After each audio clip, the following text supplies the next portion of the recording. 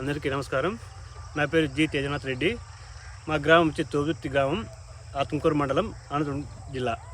నేను గత 20 ఏళ్ళుగా వ్యవసాయం చేస్తున్నాను. మాకు 10 ఎకరాల పొలం ఉంది. మేము ప్రతి సంవత్సరము ఒక 2 ఎకరాల టమాటా, 2 ఎకరాల బెండ, మళ్ళీ 2 ఎకరాల టమాటా, 2 ఎకరాల బెండ, అట్లా స్టెప్లు ఎప్పుడు వ్యవసాయం చేసుకుంటూ బెండ టమాటాలో దిన ఫలాలు సాధిస్తూనే ఉన్నాము. ఇప్పుడు కొత్తగా ఎలైట్ వారి కోమల్ అనే ఇత్తనం రకం సాగు చేసాము.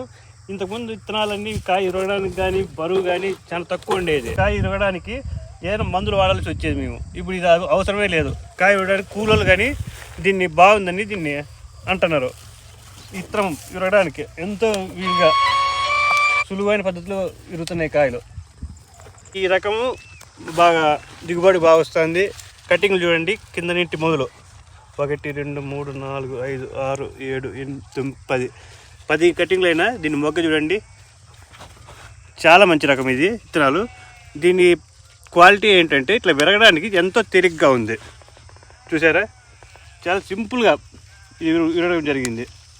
అందులో దీని క్వాంటిటీ ఏమిటంటే ఈ కాయ వచ్చి కొంచెం తూకం బాగా వస్తుంది.